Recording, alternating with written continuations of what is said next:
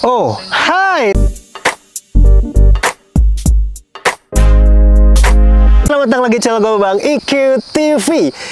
Gua ke Gunung Raung lagi nih di bulan Februari ini, ditemenin sama Mbak Kipli tuh. Bisa dilihat ada kuncen, aman sekali. Sebetulnya ini di project petualang, nyoba sepatu kedua kalinya untuk gua, tapi ngajak temen-temen tuh di belakang masih banyak, jadi nggak sendirian untuk hasil testimoninya. Di sini gua bawa carrier nih dari Kilimanjaro. Sebetulnya untuk Kilimanjaro ini bukan carrier baru, udah lama, cuman ada yang di-upgrade dari bagian back systemnya, lebih tepatnya di frame-nya. Jadi nanti akan gua jelasin ketika nyampe camp 7 rasa frame baru ini, karena untuk yang frame lama itu kurang kuat, jadi ada yang bengkok ketika kemarin gua pakai ke Gunung Gede. Kalau sekarang sih gua sendiri pede kayaknya dengan frame-nya karena bahannya pun beda. Nah, di sini kebetulan si Ula itu pakai carrier Equator Trek. Karena sebetulnya untuk Kilimanjaro Alpha ini kelihatannya ngambil referensi untuk back systemnya itu dari Equator Trek dari Eiger ini. Bisa lihat nih. Jadi ini back system dari Eiger Equator Trek. Pakai back system jaring, terus ada frame yang melingkar nih di bagian dalamnya tuh, lekukannya juga kerasa banget nih untuk jedanya. Terus di bagian shoulder strapnya pun terasa lebih tipis di sini, cuma memang busanya terasa lebih mahal sini. Busanya tuh padatnya tuh beda lah, bantalannya beda. Terus di bagian bawahnya gini. Nah, sekarang lihat nih, ini ada Kilimanjaro. Gua sering bilangnya ini Equator Trek versi terjangkaunya lah dari Kilimanjaro, karena jauh nih harganya. Yang ini 1 juta ke atas, mungkin hampir 1,5, 1,6. Kalau ini Kilimanjaro Alpha ini harganya 500 ribuan lah. Jadi pilihan untuk kaum menang-mending nih untuk Kilimanjaro ini. Back systemnya ini dibuat mirip sebetulnya. Back systemnya ini pakai jaring juga. Terus ada frame-nya juga di bagian belakang sini nih. Awalnya untuk batch yang pertama itu frame-nya dibikin mirip kayak gini juga, pakai frame yang berwarna silver juga, cuman ada problem. Akhirnya diganti dengan yang lebih kuat, bisa lihat lebih detail. Nah, untuk frame yang ada di sini sekarang yang tadi gue bilang di upgrade, pemakaian bahannya lebih kuat, tapi akhirnya sedikit nambah bobot sih di keseluruhan berat carrier-nya. Karena ini lebih berat dibandingkan frame yang sebelumnya yang mirip kayak gitu. Solid strapnya pun dibuat tipis juga sama, tapi beda bahan. Tentunya lebih bagus Eiger karena lebih mahal. Di bagian hip beltnya pun kayak gini. Nah, di sini mungkin akan nanti di sepanjang perjalanan ini, di sini gue pembukaan aja dulu. Di sepanjang perjalanan ini akan gue jelasin rasanya pakai carrier ini untuk ketiga kalinya. Karena di perjalanan Gunung Gede sama Suming kemarin terbilangnya masih aman, dan teman-teman juga pada suka kemarin di Indofest pada ngeborong juga untuk carrier ini.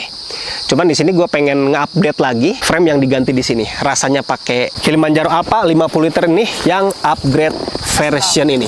Wah, banyak yang datang. Oke, sementara itu dulu untuk Kilimanjaro ini.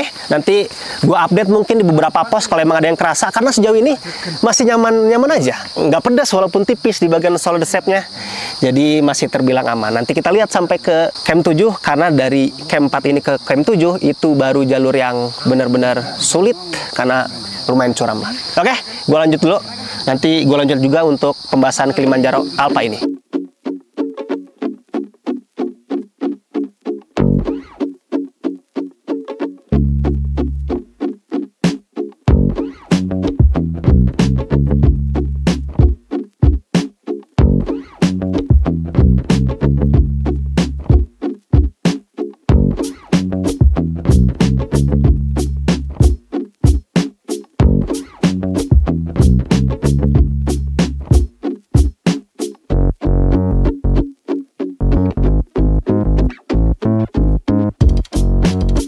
Oke, di sini finalnya nih. Gue udah pakai carrier Kilimanjaro serinya Alpha 50 liter ini dari camp 1 ini.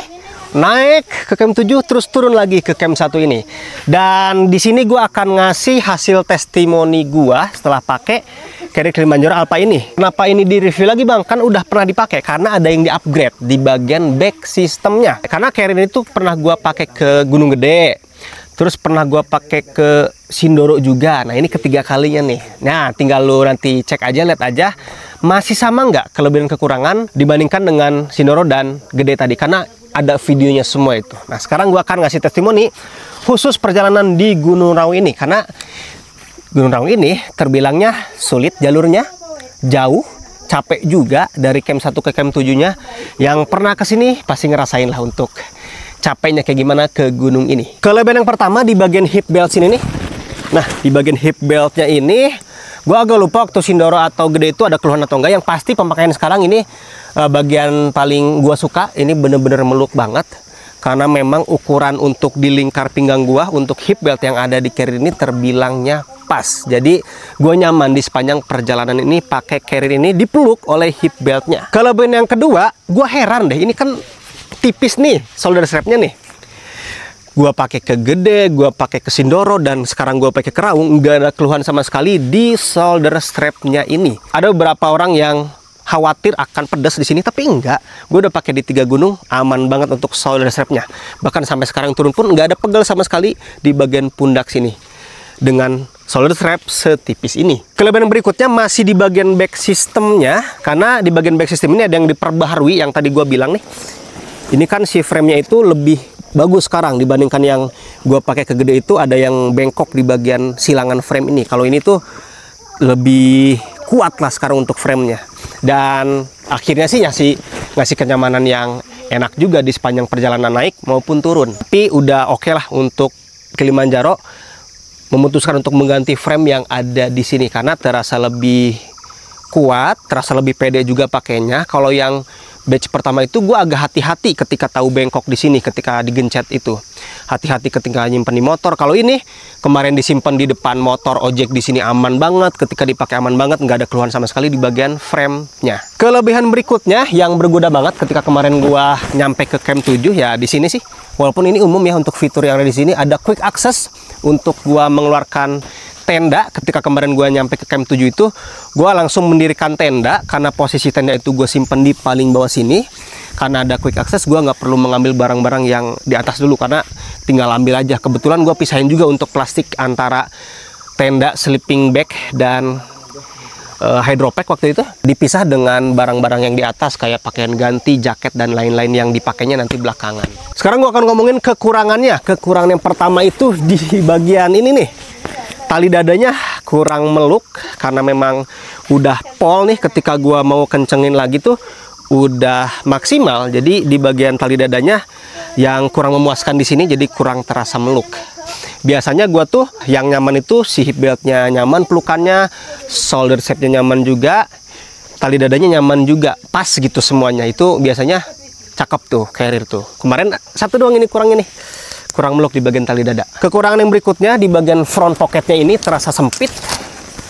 Kemarin walaupun sebenarnya cukup untuk gua nyimpen celana waterproof dan jas hujan ponco, tapi ya kalau dibandingkan dengan front pocket lain ini terasa lebih sempit memang. Walaupun ini pakai ban utamanya, di satu sisi lebih kuat memang ketika tergesek-gesek ranting atau yang lain-lain lu temuin di perjalanan.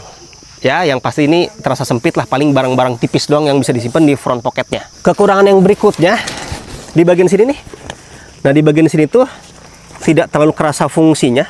Gua lupa nama bagian sini tuh apa, load fit atau apa gitu. Yang pasti ketika dipakai dari naik dan turun, gua habisin kayak gini nih, sehingga terasa nyaman. Biasanya tuh ya ada pengaturannya lah di sini, yang mana lebih enak ketika lu pilih-pilih pengaturannya. Kalau ini bagian sininya nggak terlalu berfungsi, walaupun ujung-ujungnya tetap nyaman-nyaman juga sih. Kekurangan yang berikutnya, karena side pocketnya ini bahan mesh elastis, jadi ya mudah sobek kayak gini. Tuh. Entah gua lupa ini tadi kegesek di mana, entah kena akar, kena tanah, apapun itu, yang pasti karena side pocketnya ini pakai bahan mesh elastis kayak gini, ya rawan untuk robek. Ya ini buktinya. Ini udah ada yang robek di sini.